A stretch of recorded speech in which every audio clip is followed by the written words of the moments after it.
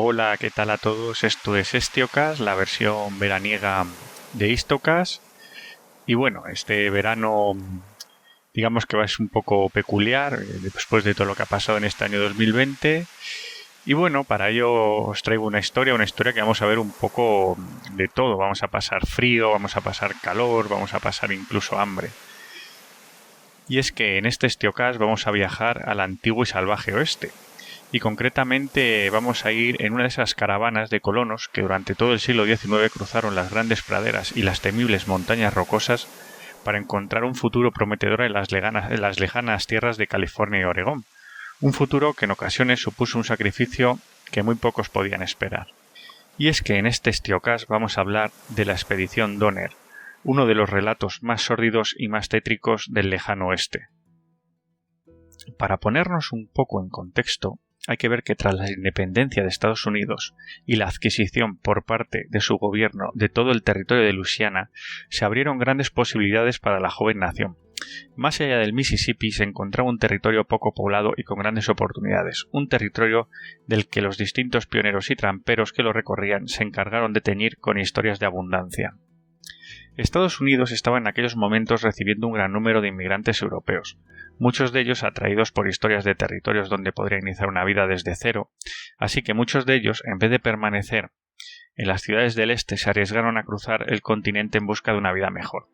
También ocurría con muchos norteamericanos de varias generaciones, que vieron la oportunidad de ver prosperar sus negocios lejos de los lugares de origen.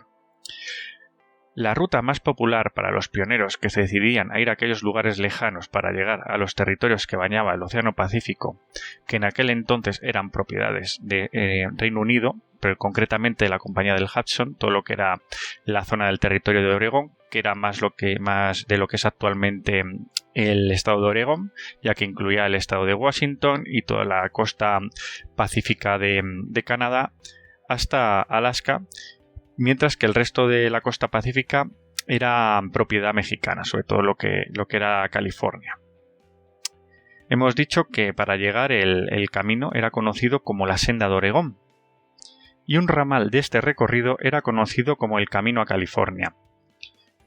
Era un recorrido largo, lleno de obstáculos naturales, pero que era practicable para las caravanas de colonos. El destino de la desdichada caravana sobre la que vamos a hablar era California, que, como anteriormente hemos dicho, en el año 1846, el momento en el que transcurre nuestro relato, era una provincia mexicana. Pero Estados Unidos intentaba hacer lo mismo que con Texas, estimular emigración norteamericana para hacerse con estos territorios mexicanos que estaban poco poblados, a veces solo por un puñado de misiones y de tribus indias. En ese mismo año 1846 estalla la guerra entre Estados Unidos y México. Y en este contexto, de forma similar a lo ocurrido en Texas, los californios, que eran los americanos residentes en California, declaran una república independiente el 14 de junio de 1846, en la ciudad de Sonoma. Una república que duró 25 días y se denominó República del Oso por su bandera que por cierto ha heredado el actual estado. La corta duración de esta república se debió a que, al implicarse Estados Unidos en la guerra con México, los californios se declararon fieles a su verdadero país, Estados Unidos. Pero volvamos a nuestra historia. Mientras se convulsionaba políticamente la zona, más al este, miles de colonos se preparaban para dar el gran salto. La gran mayoría de los colonos vendían todas sus pertenencias y se equipaban con lo necesario para la travesía. Una vez listos, solían dirigirse a las poblaciones del valle del Mississippi-Missouri, desde donde las distintas caravanas enfilaban la senda de Oregón. El momento de partida era normalmente entre abril y junio, cuando comenzaban a crecer los pastos para mantener el ganado y los caminos se encontraban secos y relativamente firmes. La mayoría de los colonos llevaban caravanas del modelo Conestoga, apodadas como goletas de las praderas. Estaban reforzadas con hierro y el eje delantero con ruedas más pequeñas para una mayor movilidad. Además, iban cubiertas con lonas para protegerse de los elementos. Normalmente iban tiradas por bueyes, mucho más baratos y menos probables de ser robados por los indios que los caballos o las mulas, pero eso sí, mucho más lentos. Este tipo de carreta se convirtió con el paso del tiempo en el icono de la migración hacia el oeste americano. En condiciones normales, el viaje desde las ciudades de la zona del Valle del Missouri hasta Oregón o California duraba en torno a unos 5 meses. En ese lapso de tiempo las caravanas se convertían en microcosmos, familias enteras entraban en movimiento, se producían bodas, nacimientos, defunciones, eran pequeños pueblos gregarios. Las caravanas se movían lentamente, con los niños y las mujeres caminando al lado de las grandes carretas y a los lados los jóvenes paciendo los rebaños. En los descansos se hacía una mínima organización administrativa por parte de los jefes de la caravana. Por las noches las caravanas se disponían en círculos para prevenir robos de ganado. Y ya más avanzado el siglo, cuando la relación con los indios se deterioró para protegerse sus ataques. En los primeros tiempos, sobre todo, había bastante caza, por lo que los colonos podían proveerse de la tierra para completar las provisiones que ya traían preparadas, ya que el recorrido atravesaba zonas extremadamente fértiles. Normalmente, transcurrido mes y medio desde la salida del Valle de Missouri, siguiendo el valle del río Platte, llegaban a Fort Laramie, la verdadera frontera. Allí comenzaban las estribaciones de las montañas rocosas. Una vez rehabitualladas, las caravanas se dirigían al South Pass, un paso duro, pero donde las carretas podían circular. Luego, por una serie de etapas complicadas, se llegaba a Fort Bridger. Allí, los colonos compraban provisiones para en otra serie de etapas llegar a Fort Hall, donde la senda se bifurcaba entre los que iban a Oregón y los que se dirigían a California. La gran cantidad de colonos que se aventuraban a esta ruta propiciaron una industria de avitualladores y suministradores de material para la travesía. Uno de los artículos que se solían vender eran las guías de viaje. Una de las más conocidas era la Guía del Emigrante a Oregón y a California, de Lansford Hastings, rica en detalles, ya que el autor había sido pionero y era un buen conocedor de las rutas al oeste. En este contexto vamos a conocer a algunos de nuestros protagonistas de la caravana Donner, que comienza su travesía en la primavera de 1846. En primer lugar vamos con la familia Donner. Era una familia de Illinois que había ido sucesivamente dirigiéndose hacia el oeste, buscando la prosperidad, y en un momento dado decidieron dar el salto a California. El patriarca de la familia era George Donner, que viajaba junto a su segunda esposa, Tamsen Donner, y sus 5 hijas, 2 de ellas de un matrimonio anterior. Le acompañaba además su hermano Jacob Donner, con su esposa Elizabeth, con 5 hijos y 2 hijastros. Junto a los hermanos Donner también viajaban varios carreteros y empleados, gente que contrataron tanto al principio de la expedición como algunos que fueron incorporándose a lo largo de la ruta. Otro de los pioneros que se puso en camino fue James Reed, que iba acompañado de su esposa Margaret y de sus 4 hijos, además de su suegra, Sarah Keyes, de 70 años de edad, que se encontraba en ese momento enferma de tuberculosis. Los Reeds, al igual que los Donner, también viajaban con varios empleados, en este caso con 3 carreteros y una cocinera, que era hermano de uno de ellos. Otra de las familias que inició su viaje a California fue la de William Eddy. Eddy era fabricante de carros en Illinois, y junto a su esposa Leonor y sus 2 hijos se puso en marcha. Otra de las familias era la familia Brem. El patriarca Patrick Brem, junto a su esposa Margaret y sus 7 hijos, iban acompañados además de un vecino y amigo de la familia, llamado Patrick Tolan. Otro de los personajes que se unieron a la caravana fue Lewis Casseberg, un inmigrante alemán que comenzó el viaje junto a su esposa, Philippine, con una hija pequeña y un hijo que nació durante el camino. También se pusieron en marcha un matrimonio de origen alemán, los Wolfinger, junto a 2 hombres solteros, también del mismo origen, Spitzer y Reinhardt, que habían contratado también a varios carreteros para ayudarlos. También viajaba junto a este variopinto grupo un hombre mayor de origen belga llamado Harco, que cabalgaba junto a ellos, y un joven llamado Luke Halloran, que estaba enfermo de tuberculosis y se dirigía a California en búsqueda de un mejor clima para que mejorara su salud. Luke Halloran iba pasando de una familia a otra, ya que ninguna podía asumir el coste de los recursos para cuidarle. El grupo comenzó a confluir en la ciudad de Independence, lugar de partida de las caravanas, una ciudad donde la actividad era frenética. Se calculaba que unos 7.000 carromatos se iban a dirigir ese verano al oeste. Los colonos se aprovisionaron y el 19 de mayo se unieron a una caravana de unos 50 carromatos liderados por el coronel William Henry Russell. Según iban avanzando, se unían más colonos. La caravana se iba convirtiendo poco a poco en ese micromundo. El 27 de mayo, en el camino hacia Fort Laramie, fallece de tuberculosis la suegra de James Reed, Sarah Keyes, y es enterrada al borde del camino. El 27 de junio los colonos llegan a Fort Laramie. Este puesto era propiedad de la American Fur Company, una compañía peletera, y es que en esta época el oeste era todavía territorio de pioneros, tramperos y demás aventureros. No es hasta unos años después, en 1849, cuando se instalaría el ejército, a raíz de la fiebre del oro, para regular el flujo de migrantes que se dirigían al lejano oeste, y Fort Laramie se convierte en uno de los hitos del oeste americano. El líder de la caravana, Russell, se quedó comerciando en Fort Laramie, mientras que la caravana partió siguiendo la senda de Oregón después del 4 de julio, la fiesta nacional. Ahora la capitaneaba Leadville William Box, que había sido gobernador de Missouri y un personaje polémico porque había ordenado expulsar a los mormones de su estado. Anteriormente habíamos nombrado a los creadores de guías de caravanas. Lansford Hastings, el creador de la guía del emigrante a Oregón y a California, había contratado a un gran número de jinetes que recorrían la senda de Oregón, dando a conocer la existencia de una nueva ruta novedosa para llegar a California, mucho más rápida que la ruta original, descubierta por él, que denominó el atajo Hastings. Para ello, emplazaba a los colonos a dirigirse a Fort Bridgers, donde Hastings en persona les esperaba para guiarlos. Hay que decir que Hastings, cuando publicó la guía, no había recorrido un solo kilómetro de esa nueva ruta, y solo lo hizo poco después y a caballo, por lo que pudo observar su gran dificultad. George Donners y James Reed decidieron seguir por esta nueva ruta, por lo que el 20 de julio se separaron de la caravana y se dirigieron a Fort Bridgers.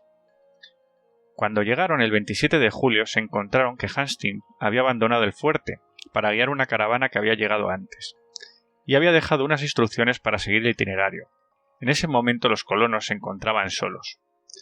Jim Bridges, que era el fundador de este puerto comercial, que además llevaba su nombre, les animó a seguir la ruta de Hastings. Bridges era un conocido pionero del oeste. Participó en la famosísima expedición peletera conocida como los 100 de Ashley, junto a personajes como Hugh Glass, el hombre que fue atacado por un oso y que, herido y dado por muerto, pudo volver después a la civilización después de un periplo de 320 kilómetros. Seguramente a los aficionados del cine les suena esta historia al argumento de la película El Renacido, y es que se basó en los hechos que ocurrieron en esta expedición, en la de los 100 de Ashley. Pero además Jim Bridges fue un gran pionero del oeste americano, fue de los primeros hombres blancos que estuvo en el Gran Lago Salado y que vio Yellowstone. Bridges tenía además fama de ser bastante fantasioso. De hecho, sus descripciones hablan de grandes surtidores de agua o de árboles petrificados, cosas que por otro lado ciertamente pudo ver en Yellowstone. Aunque en este caso sí que se valió de la imaginación para pintar a los colonos la ruta como algo bastante asumible, diciéndoles que el único punto crítico era el cruce del Gran Lago Salado, sin apenas agua. Mientras tanto, un periodista, Edwin Bryant, había realizado un viaje en la primera parte del atajo de Hastings y quedó terriblemente horrorizado, por lo que mandó una carta para disuadir a las caravanas de aventurarse en la zona. Se presume que Bridges la escondió, ya que si se consolidaba este nuevo atajo, su puesto comercial ganaría relevancia. Durante la estancia en Fort Bridges, la caravana se configuró al fin, con aproximadamente unos 70 colonos. Los Donner y los Red eran norteamericanos y de familias que se podían decir acomodadas, pero la mayoría de los pioneros eran de origen europeo y, además de llevar poco tiempo en Estados Unidos, carecían de habilidades claras de supervivencia en el territorio, como el trato con los indios o conocimientos de la flora y la fauna local. Así que los miembros de la caravana se reunieron y decidieron votar a un líder, alguien que les llevara por el nuevo itinerario. El elegido fue George Donner, que era entre los colonos el más popular, y fue de donde la caravana tomaría el nombre que le haría pasar a la historia. La caravana, siguiendo los pasos de Hastings, llega a las montañas Wasatch, el primer gran obstáculo. Al aproximarse al paso de Weber Canyon, encontraron una nota de Hastings, donde decía que el paso era imposible de cruzar, que si mandaban detrás de él a un mensajero a caballo, volvería y les guiaría. James Reed y otros colonos cabalgaron a buscar a Hastings, y lo encontraron. Hastings les dio instrucciones a Rich para una nueva ruta, para poder atravesar las montañas. Reed guió a los colonos, que mientras estaban acampados recibieron varias familias más, hasta ser aproximadamente unos 80. El camino fue penoso y comenzaron las tensiones, pero el 22 de agosto terminaron de cruzar las montañas y llegaron al gran lago salado y al temible desierto que lo rodeaba. Antes de internarse en el desierto fallece Luke Halloran, el colono enfermo de tuberculosis. Hastings les había comentado que tardarían aproximadamente unos 2 días en cruzar el desierto. Los colonos, confiando todavía en su criterio, se aprovisionaron y se lanzaron al cruce del gran desierto salado. El sol y el terreno en misericordia hizo que los bueyes se enloquecieran de sed.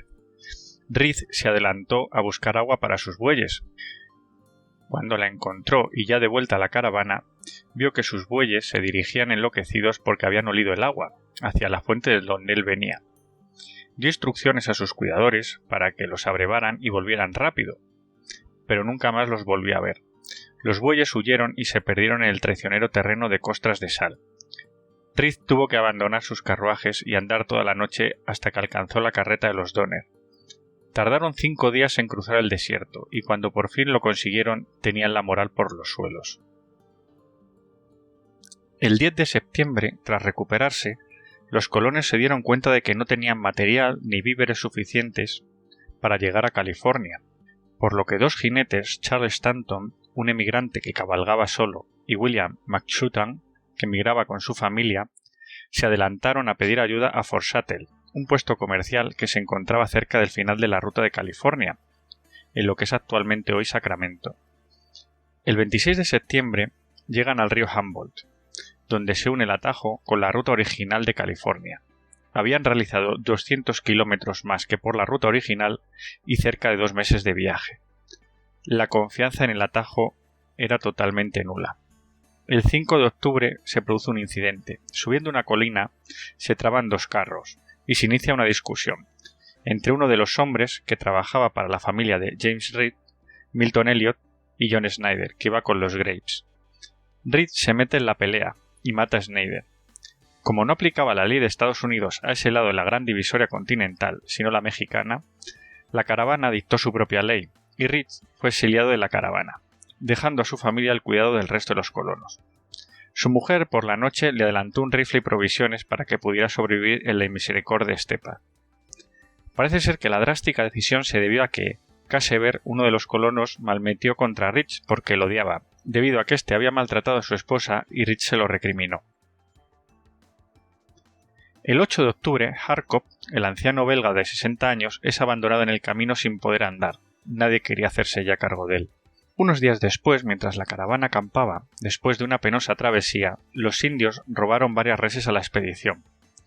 Y para rematar, el 13 de octubre, Wolfinger, uno de los colonos, muere cuando se encontraba en compañía de otros 2 colonos, Reinhardt y Spitzer.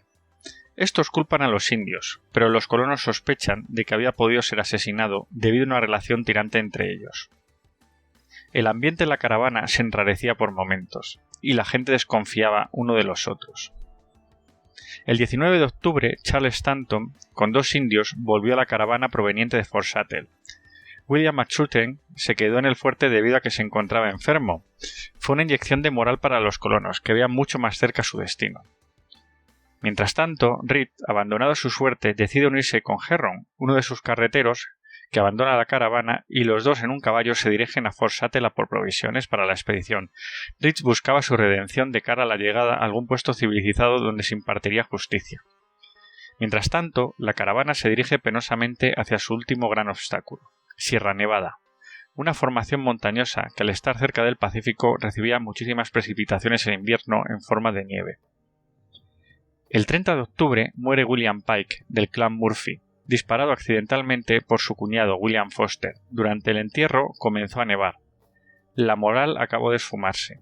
El retraso podría resultar fatal. Cruzar el paso Fremont de Sierra Nevada, el último gran obstáculo, se convertía en una carrera contrarreloj. El 31 de octubre, el carro de George Donnell parte el eje delantero. Mientras se disponen a las reparaciones, su familia y la de su hermano se quedan retrasados del resto de la caravana. Además, George sufre un accidente y se realiza un profundo corte en la mano, lo que le deja impedido para trabajar. Mientras, el resto de la expedición sigue avanzando para intentar cruzar el paso de la sierra, y logran llegar al lago Truckee, que se encuentra justo al pie del paso, donde los colonos, muy cansados, acampan. Al día siguiente, la caravana intenta llegar al paso, pero las fuertes nevadas hacen que el camino sea una penitencia. Guiados por los indios de Fort Saddle, que volvieron con Stanton, son incapaces de encontrar ninguna senda, siendo todo el paso prácticamente intransitable. Los colonos, muchos totalmente destrozados físicamente, deciden parar. La nevada se hizo más y más copiosa, para la desesperación de los agotados colonos. Pronto se hicieron a la idea que iban a tener que invernar en aquellas inhóspitas regiones, por lo que acondicionaron una serie de cabañas medio ruinosas que otras caravanas anteriores habían construido como refugio, cabañas de techo plano que lograron impermeabilizar con pieles de bueyes. Sacrificaron además a todos los animales y enterraron su carne en alijos entre la nieve. Los Donner, que se encontraban retrasados debido a la avería de una de sus carretas, ni siquiera fueron capaces de llegar al campamento del lago Truckee. Tuvieron que improvisar una gran carpa donde alojarse más abajo, en la orilla del arroyo Alder. Mientras, los colonos del lago Truckee ocuparon las cabañas. En una se dispusieron los Bren, en otra los Murphy, y los Reds y los Graves compartieron la última. Hubo numerosos intentos de cruzar el paso, pero todos infructuosos. Desde el otro lado, James Reed, que volvía desde Fuerte Saddle con provisiones, también vio su paso cortado por las tormentas, y se desesperaba por momentos sabiendo que su familia se encontraba en una difícil situación al otro lado de las montañas. El tiempo pasaba y no mejoraba. Los colonos, escasos de provisiones, deciden hacer un desesperado intento. Después de la muerte de 2 colonos por las precarias condiciones, el 16 de diciembre un grupo de entre 15 y 17 colonos, que se encontraban en mejores condiciones, equipados con rudimentarias raquetas de nieve fabricadas a partir de las yuntas de los bueyes y con árboles cortados con dificultad, entre los casi 2,5 metros de nieve acumulados en aquel momento, se lanzan a un intento de cruzar el paso y traer la tan necesaria ayuda.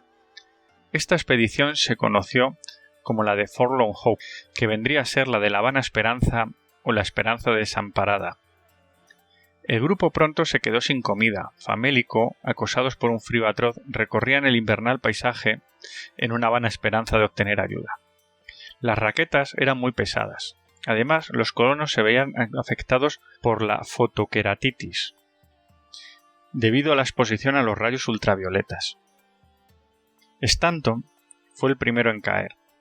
El hombre que había traído las provisiones desde Fort Saddle se rezagó, y los últimos que le vieron dicen que estaba fumándose una pipa. Sus restos se hallaron en ese mismo lugar un año después. Tras varios días sin comer, los colonos enloquecieron de hambre, así que se decidió que uno fuera voluntario para morir y alimentar a los demás. Se trató de hacer un sorteo, duelos o incluso una lotería, pero al final decidieron que el primero que cayera en la caminata sería devorado. Cayeron un empleado de los Donner, que se llamaba Antonio, un carretero contratado en Fort Laramie. Franklin Graves tampoco pudo seguir, y cayó muerto. Patrick Dolan, el amigo de los Bren, delirando, se desnudó y murió de frío.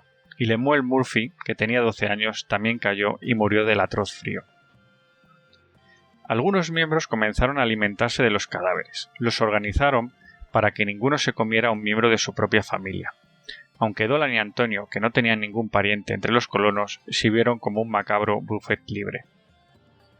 William Eddy y los indios, que habían venido con Stanton, que se llamaban Salvador y Luis, se negaron a probar la carne humana. El resto de la expedición se alimentó sin contemplaciones. La expedición de la Esperanza Desesperanzada continuaba atrapada y hambrienta. Y William Foster, del clan de los Murphy, famélico por el hambre, decidió matar a los indios para alimentarse de ellos. William Eddy, horrorizado, alertó a los indios para que huyeran, por lo que aquello se convirtió en una macabra cacería humana. Durante la persecución cayó otro miembro de la expedición, Jay Fosdick, del clan de los Graves, muerto de frío. El día 8 de enero la persecución finalizó, y los indios, que se encontraban muertos de frío y muy debilitados, fueron abatidos y devorados. El día 12 de enero, por fin encontraron un asentamiento de indios Miwok, que cuando los vieron huyeron aterrorizados ante la imagen dantesca. Luego, con los ánimos más tranquilos, los ayudaron y les dieron algunos alimentos, y ayudaron a Eddie a alcanzar un rancho desde donde poder organizar un rescate, y poder ayudar al resto de la expedición de la Esperanza Desesperanzada.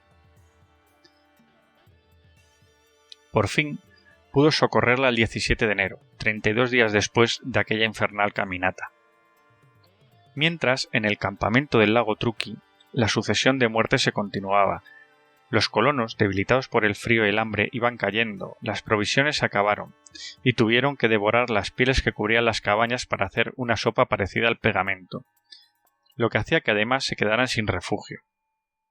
Entre los muertos estaba Joseph Reinhardt, que en su lecho de muerte confesó el asesinato de Wolfinger. Los cadáveres posteriormente sirvieron de alimento al resto. Poco a poco se resignaban a su destino y a perecer y ser devorados uno a uno de una manera horrible. Pero el socorro estaba en camino. William Eddy reúne con dificultad a un grupo de hombres.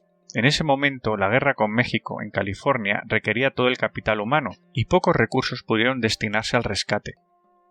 Eddy rasca todo lo que puede después del rescate de la expedición de La Habana Esperanza y se dirige al paso Fremont a rescatar a las familias atrapadas, y logra llegar el 19 de febrero. El grupo de rescate de 7 hombres logra llevar provisiones al campamento y recoger a 23 supervivientes que se encontraban en condiciones de moverse para sacarlos de allí, mientras que quedaban 21 esperando más ayuda. De los rescatados, 3 murieron por el camino. Uno de ellos, William Hook, un hijastro de Jacob Donner, murió del atracón de comida que se dio cuando por fin llegaron a un lugar seguro y asaltó una despensa. Los que quedaron resignados pidiendo ayuda seguían pasando carestía. Los alijos de carne de sus bueyes se habían perdido debajo de varios metros de nieve, o habían sido devorados por animales. Mientras, William Red, que tras intentar cruzar infructuosamente el paso anteriormente, por fin había logrado reunir a un grupo de valientes para ayudarlo a llevar provisiones y rescatar a las familias atrapadas, logra llegar el 1 de marzo de 1847. Cuando la expedición llegó al campamento pudo ver imágenes dantescas, sacadas de una auténtica pesadilla. Los que habían sido sus compañeros colonos, los con los que había compartido el sueño de una nueva vida en California, se habían convertido en restos canibalizados por todas partes y en colonos raquíticos y enloquecidos. El 5 de marzo logran llevarse a 17 colonos, mientras 5 hombres del rescate se quedan a cuidar a los que estaban demasiado débiles. En ese momento en el campamento quedan Lewis Casembeck, la señora Levinaz Murphy, un hijo suyo de 8 años, además de otros 2 niños, y en el campamento de los Donner quedan George Donner, que se encontraba enfermo, su esposa Tamsen, que lo cuidaba, y 3 de sus hijos.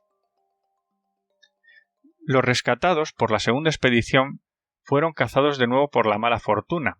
Una tormenta terrorífica y brutal se abatió sobre ellos durante 3 días, dejándolos al borde de la muerte. Los miembros de la familia Brent, Donner y Graves decidieron no continuar, pero sí Rich y su familia. Unos días después, James Rich se encuentra con William Eddy y William Foster, el cazaindios, y le convence para volver a ayudar a las familias atrapadas. Cuando llegan otra vez, vuelve a producirse escenas dantescas. Encuentran a los supervivientes de estas familias que se quedaron solas alrededor de los restos de un festín caníbal. Atenazados por el hambre y la falta de provisiones, habían devorado a los que no habían sobrevivido a aquella fatídica tormenta. Los 11 supervivientes de este grupo acaban siendo puestos a salvo, mientras que Eddy y Foster continúan al campamento, a salvar a sus propias familias. Cuando llegaron, encontraron a sus hijos muertos. Casebeck confesó a Eddy que se había comido a uno de sus hijos, y éste le juró que lo mataría. Eddy y Foster recogieron a los niños Donner que quedaban, mientras Tamsen Donner decidió quedarse a cuidar a su marido, que estaba muy enfermo para poder moverse. Ninguno de los miembros de esta expedición quiso recoger a Casebeck. Un tiempo después, Josh Donner murió. Su esposa Tamsen quedó como la única superviviente del campamento Donner. por lo que decidió mudarse al campamento del lago Truqui para no estar sola y buscó la compañía de Casever. Una última expedición que se diría a recoger a los Donner encontró abandonado el cuerpo de George, y en el campamento, solo y enloquecido y con una cabaña decorada con restos humanos, incluidos los de la señora Donner, a Casever. Horrorizados, los rescatadores querían ajusticiarlo allí mismo, pero al final decidieron llevarlo a Fort Sutter, pensando que todo aquello solo podía ser fruto de una locura famélica. Y es que de los 87 integrantes de la expedición, 89 contando a los 2 indios, fallecieron alrededor de 41. La mayoría de la historia fue narrada por Virginia Rich y otros colonos, que quedaron marcados el resto de sus vidas por estos actos. La suerte de la expedición fue conocida, y los diarios mostraron a los colonos como auténticos héroes que lo sacrificaban todo por llegar a una tierra prometida, que debía formar parte de los Estados Unidos. En ese momento era mexicana, aunque estaba en guerra, California. Casever abrió un restaurante, donde parece ser que deleitaba a los comensales con sus historias de canibalismo. Murió arruinado. Muchos colonos recibieron sus vidas en California y escribieron sobre su experiencia. Otro de los protagonistas indirectos, Langford Hastings, era un hombre curioso, era un hombre obsesionado con hacer un imperio en California, ya que conspiró para separarla de México y posteriormente en la Guerra Civil de Estados Unidos para separarla de la Unión. Acabó escribiendo guías de colonos para Brasil. Falleció en las Islas Vírgenes cuando preparaba una expedición para estos territorios. Nunca sabremos si allí pudo encontrar algún atajo. Hoy, en el lugar del lago Truqui, renombrado como lago Donner, cerca del Paso Fremont, que ha sido renombrado como Paso Donner, hay un monumento de 6,7 metros de altura, 22 pies, que recuerda a los desafortunados colonos. Esa altura no es casual, es la altura que alcanzó la nieve en el invierno de 1846 a 1847. Bueno, ya sabéis, histocastos, a la hora de hacer cosas, desconfiar de los atajos. Pues nada más, me despido, un saludo y que tengáis felices vacaciones.